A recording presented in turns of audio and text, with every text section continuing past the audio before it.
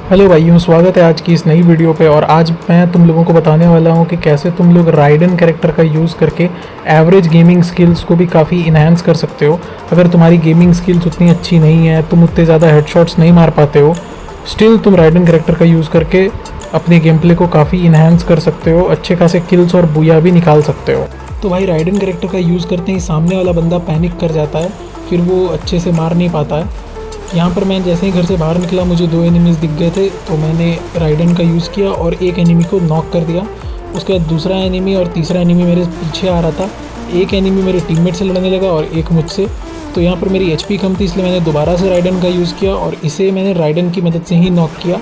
तब तक उसने मेरे जो टीममेट है उसको नॉक कर दिया था और मैंने उसे पीछे से कवर लेकर के मार दिया। तो यहाँ पर दोनों बार मेरी राइडन ने रक्षा की और मुझे 2 किल्स भी दिला दिए। तो इस राउंड में बंदे यहाँ पर कैंप करके खड़े होते हैं, इसलिए मैं अंदर घुसते ही एक राइडन मार दिया। उसके बाद मैं ऊपर चला गया। मैं यहाँ पर वेट कर रहा था राइडन के दोबारा चार्ज होने की, ताकि मैं यहाँ पर एंट्री पे उसे लगा दूँ और एनिमी आए तो वो ऑटोमेटिक फंस जाए और मुझे पता चल जाए। यहाँ पर एक प्रो टिप ये है कि आप अपने डिवाइस के साउंड को 0 करके मत खेलो, वरना अगर एनिमी आपके कैरेक्टर स्किल को डिस्ट्रॉय करता है तो आपको वो चीज़ पता नहीं चल पाएगी और वो आपको पीछे से आके सरप्राइज़ देके मार सकता है।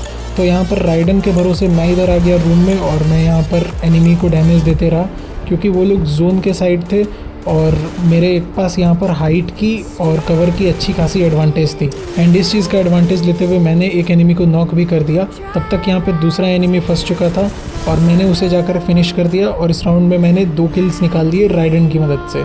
तो अब आते हैं नेक्स्ट राउंड पे। इस राउंड में मैं चला गया था इस घर में कैंप करने के लिए।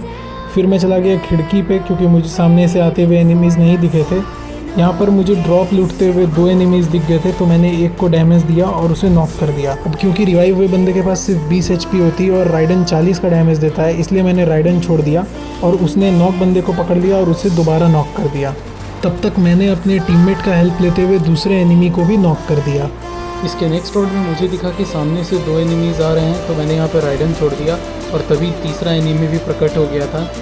तो मैंने ज़्यादा हवाबाजी नहीं दिखाई और पीछे से ही एक एनिमी को नॉक कर दिया। फिर मैं इधर जा ही रहा था कि मुझे दूसरा एनिमी मिल गया, उसे भी मैंने हेडशॉट मार के नॉक कर दिया और मैं आखिरी एनिमी की तलाश में लग गया। लेकिन यहाँ पर 2 नॉक पड़े हुए थे, इसलिए मेरा एम उस साइड चला गया था। मैंने स्टिल राइडन मार दिया कि पीछे से मेरा टीममेट आकर के इसे मार देगा, लेकिन टीममेट्स भी हमारे महान ही आए थे, तो टीममेट भी मेरा मर गया और ये 20-22 एचपी का ही बच गया था। उसके बाद ये था हमारा आखिरी राउंड। यहाँ पर एक एनिमी ने हमारे 2 टीममेट्स को नॉक कर दिया था, तो मैंने नीड कर दिया, लेकिन नीड थोड़ा ज़्यादा आगे चला गया था, इसलिए मैंने राइडन का यूज़ किया और इसमें जोन ने भी हमारी साथ दी।